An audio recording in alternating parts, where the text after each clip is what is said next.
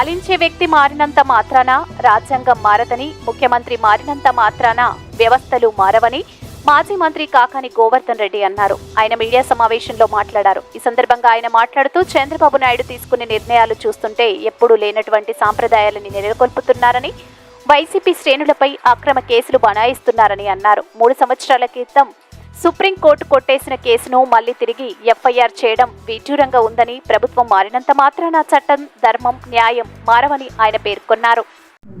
అందరికీ నమస్కారం. ఈరోజు ఆంధ్ర రాష్ట్రంలో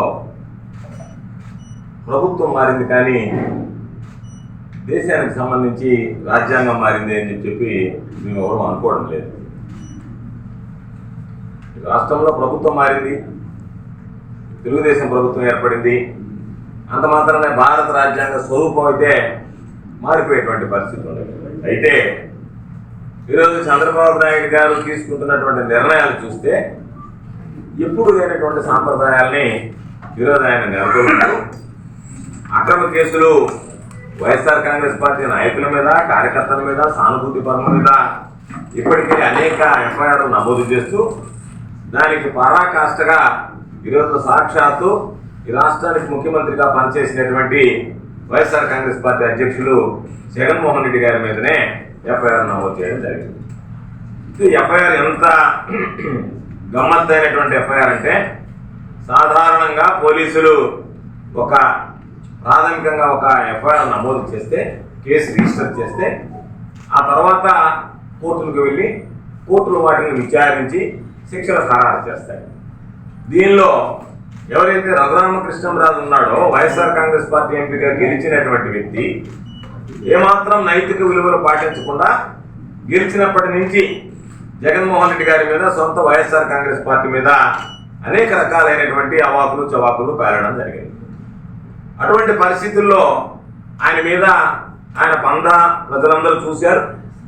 సిఐడి కేసు నమోదు చేసి ఆయన తీసుకొచ్చి విచారించి కోర్టు ముందు హాజరుపరచడం జరిగింది.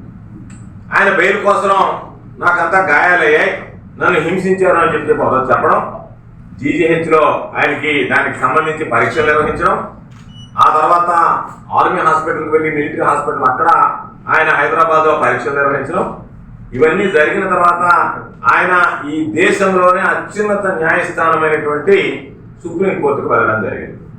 సుప్రీంకోర్టు కేసు పూర్వాపరాలన్నీ ఉన్నటువంటి ఆయన ఇచ్చినటువంటి ఆధారాలన్నీ ఒకసారి పరిశీలించిన తర్వాత స్పష్టంగా ఒక తీర్పు ఇచ్చింది. ఇది ఆయన ఏం చెప్పాడు, నా మీద జరిగినటువంటి కేసు సిబిఐ ద్వారా దర్యాప్తు చేయించాలి అని అంటే, సుప్రీంకోర్టు మొత్తం ప్రాథమికంగా ఆయన ఇచ్చినటువంటి సమాచారమే, ఆయన ఇచ్చినటువంటి వివరాలే, ఆయన ఇచ్చినటువంటి అందజేసినటువంటి వివరాలు కోర్టుకు పరిశీలించిన తర్వాత ఇది కనీసం సిబిఐ విచారించడానికి కూడా స్థాయి లేనటువంటి కేసు అని చెప్పి నిర్ధారించి దానిని తిరస్కరించడం జరిగింది. ఈరోజు అటువంటి 3 సంవత్సరాల నాడు జరిగినటువంటి ఒక పాత కేసుని మరలా తిరిగి ఆ వ్యక్తి ఎవరి మీదైతే ఆనాటి ప్రభుత్వం ఆ రోజు ఉన్నటువంటి అధికారులు కేసులు నమోదు చేశారో